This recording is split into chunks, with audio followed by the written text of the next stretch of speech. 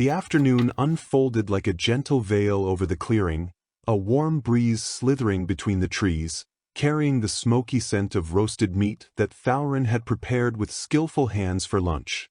Sunbeams pierced through the tall canopy, scattering into golden patches that danced across the rustic wooden table, where the group gathered in a rare moment of ease.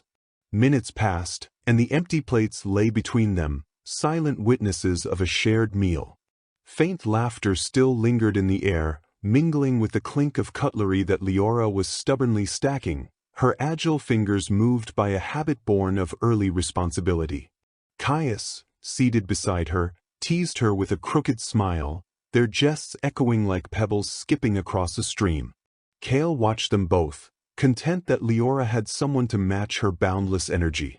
Auren, seated at the head of the table, wiped his hands on the cloth hanging from his belt and exchanged a silent glance with Cithra, who rested beside him, her silver hair gleaming like strands of moonlight caught in daylight.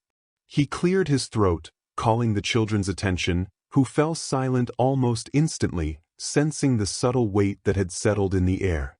"Well, everyone," Auren began, his hoarse voice resonating with the caution of someone who weighs every word. "Cithra and I spent the morning talking about you. Each of you carries something unique, a path that does not cross the others. We've made plans for that." Cithra leaned forward, the motion as fluid as the glide of a current, her green eyes shining with a mixture of tenderness and a determination that allowed no doubt. "Leora," she began, her voice as soft as a breeze over the river. "Within you stirs the restless dance of Miris, the weaver of tides. Your place is in Zarenth, alongside Auren, where the currents will whisper your fate." The girl's smile bloomed wide across her face. "Caius, the winds of your patron already blow within you. Your training must follow with him, walking beside your father also in Zarenth." He gave Leora a plump-cheeked grin. "And Cale." She paused, turning to the quiet-eyed boy, his gray gaze fixed on hers. "You will remain with me, here in my sanctuary, where the ancient heart of this place will help you find your voice."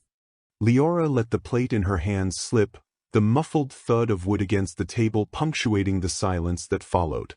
Her blue eyes sparkled in disbelief as her smile crumbled. "What do you mean, separate us?" She burst out, her voice rising like a wave breaking against the shore. "After everything we've been through together?" Caius crossed his arms over his chest, his face scrunched into a frown that blended stubbornness with confusion. "Yes, Dad, why can't we stay here? Can't we all train together?" Caius asked, his tone laced with youthful defiance, his brown eyes searching for a crack in the decision. Auren sighed, rubbing his beard with a gesture that betrayed the weariness of a man torn between duty and affection. But it was Cithra who answered, her voice gentle as a lullaby and firm as the roots that held the surrounding trees in place. "Each of you is touched by a different primordial, children. Leora, the waters of Zarenth will awaken Miris in your blood, like a river finding the sea. Caius, the mountain winds are your mirror. Your training has already begun. And Cale, this place is more than soil. It is a living heart, an echo of what was lost, where you and the staff will intertwine with the past. To separate you, it cuts me deeply, but it is what will help you grow beyond what you are now."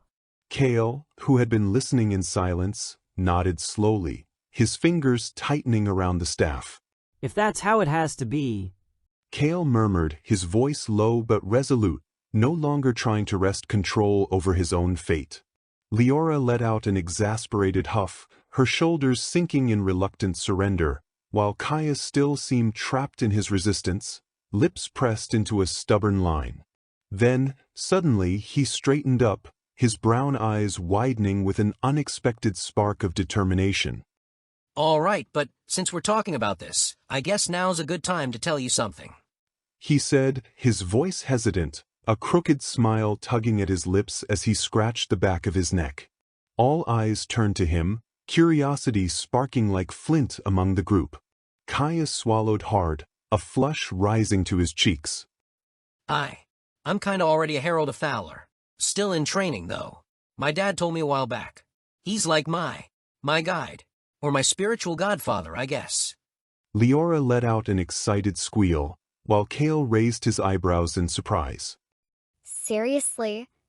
Why haven't you told us? She asked, leaning so far forward she nearly tipped off the bench, her blonde hair tumbling across her face like it too wanted to hear. Caius shrugged, blushing. I didn't know how to say it, but now you know. Auren let out a hoarse chuckle, the sound warm and thick with pride that shone in his eyes. That's right, my boy. We started training a few months ago, in the mountains. And tonight, you and Leora come with me. We leave at dusk. Tonight? Leora repeated, her voice caught somewhere between surprise and the kind of sadness you try not to show, her blue eyes shimmering with the sudden weight of realizing that growing up also means learning to let go. Sithra nodded, rising with quiet grace. Yes, my dear. But before that, enjoy what's left of the afternoon. You deserve one last day together, a gift of childhood, before the paths of adulthood call you onward. The afternoon unfolded like a gift wrapped in laughter and light. The children ran across the fields, determined to squeeze every last drop of joy from the time they had left. First came the stone-skipping contest at the stream, with Leora declaring herself queen of the waves with a triumphant cry after making a stone bounce 5 times. Caius, refusing to be outdone, challenged the others to leap over the water. He hurled himself with the boldness of a legendary hero, only for his jump to end in an awkward splash, drawing peals of laughter that echoed all the way to the treetops. Even Kale laughed, a rare crystalline sound that seemed to light up the clearing for a fleeting moment. Later, they took refuge beneath the shade of an ancient tree, its twisted roots like arms welcoming them into a silent embrace.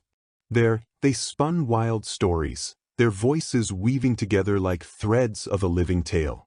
Caius conjured a giant bird made of furious winds, with wings that roared like storms. Leora swore she would one day tame a colossal fish, riding the rivers like a queen of the waters. Kale, more reserved, let slip a memory of his mother, a forest where trees whispered secrets in autumn voices. The others listened with almost sacred silence, their eyes fixed on him as if watching the past take shape.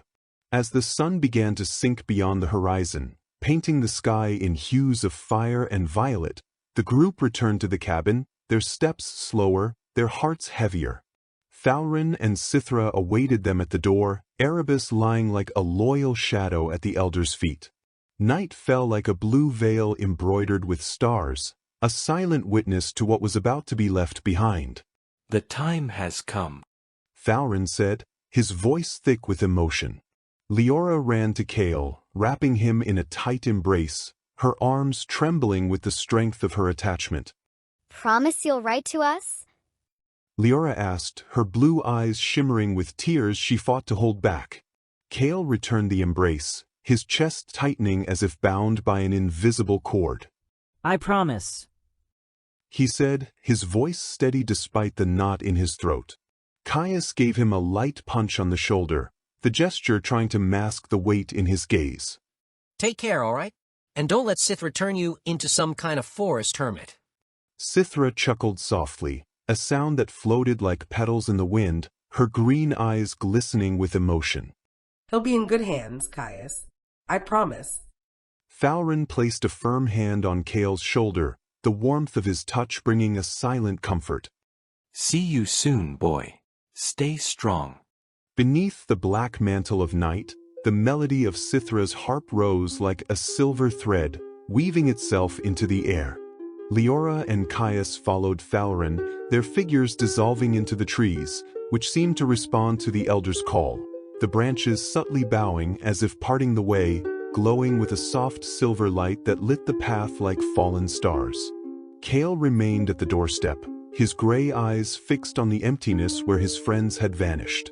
The staff pulsed warm in his hands like a living heart, while the world around him fell silent, preparing for what was yet to come.